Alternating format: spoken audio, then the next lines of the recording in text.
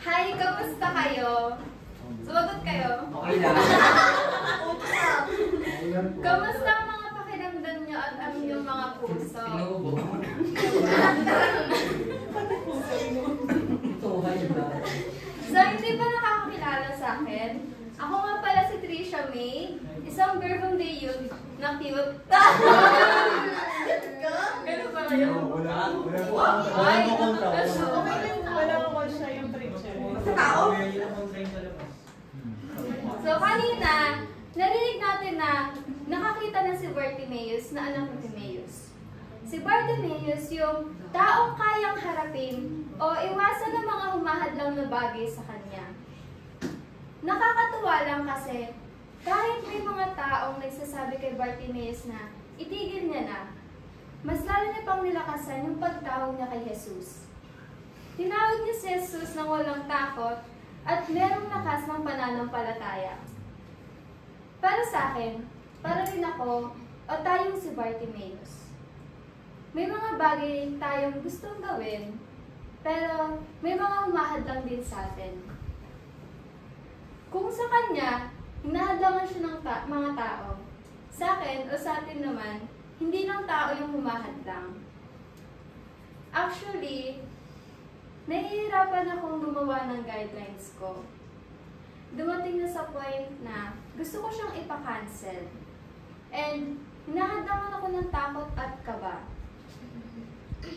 Alam niyo ba, dahil sa mga takot at kaba na yan, nabubulag tayo sa kung ano ba yung mga kaya nating gawin. 4 na tao pa yung nilapitan ko para manghingi ng help kung ano o paano yung flow ng paggagawa ng guidelines. Sorry po, absent ako nung nagturo si Kuya Dar. Kumali ko po ng guidelines. Hagot na. Alam nyo, yung meron na akong flow, pero hindi ko pa rin nasisimulan yung gagawin ko. Sabi ko sa sarili ko, hindi ako kasing tapang ni Bartimaeus para malagpasan ng mga humahadlang sa akin. Kabaligtaran ako ni Bartimaeus. Alam ko naman na may mga bagay na humahadlang sa atin pag may bagay tayong gustong gawin o may mga misyon tayong natatanggap.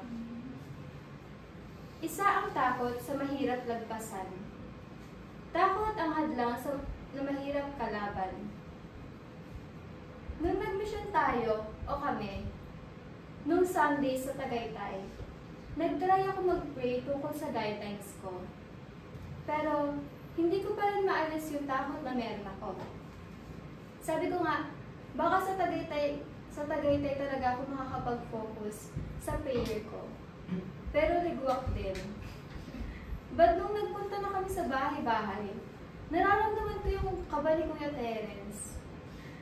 Tinatawanan lang namin siya kasi nagawa niya pang magbiro.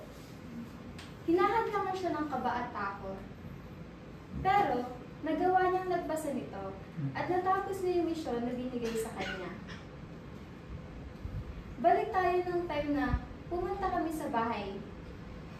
Si Mama Mary, ang unang bumungad sa akin o sa amin. Tas habang nag-rosary kami, parang nag-eye-to-eye kaming dalawa. At parang may sinasabi siya na hindi ko makuha. Hanggang sa natapos na kami. Tas ang ganda ni Mama Mary habang nagtititigan kaming dalawa. Nung bumalik na kami sa Verbum House, nagbalik ako ng gitara kasama si Kuya Yan.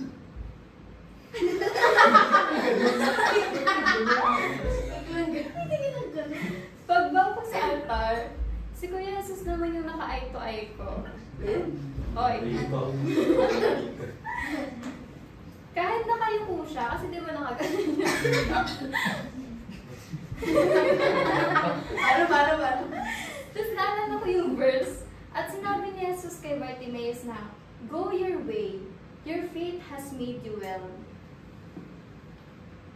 Yung kay Bartimaeus ay nakakita na siya. Ako naman, nakita kong kaya kong nagbasan yung mga humahadlang sa akin. Yung takot at kaba. Hindi lahat ng hadlang sa buhay mo ay madaling nagpasan. Kailangan mong paglaanan ng oras para makuha mo yung sagot kung paano mo siya maiiwasan. Sabi nga ni Padre Raswick,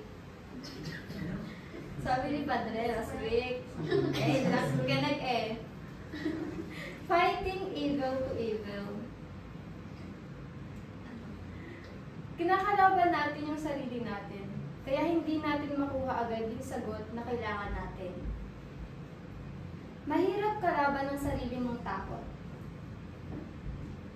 Ano ba yung mga takot mo na humahadlang sa'yo?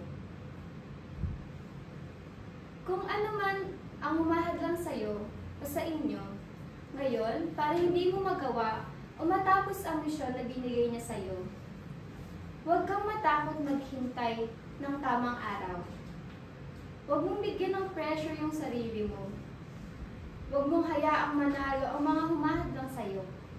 Mapatao, emosyon o bagay pa yan. Isuko natin kay Jesus ang ating mga kahinaan. Sabi nga sa Isaiah 54 verse 17, walang anumang sandatang ginawa na magtatagumpay laban sa iyo at masasagot mo ang anumang ibibintang laban sa iyo. Ito ang pamana ko sa aking mga lingkod. Bibigyan ko sila ng tagumpay. Ako ang Panginoon na nagsasabi nito.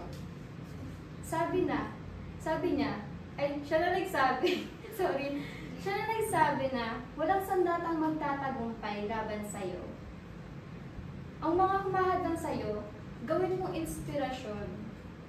Sila ang dahilan kung ba't tayo nag-grow. Sabi nga, di ba?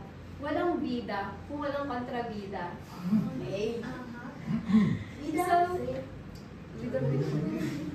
So, ito yung mga guide question na pwede niyong sagutan.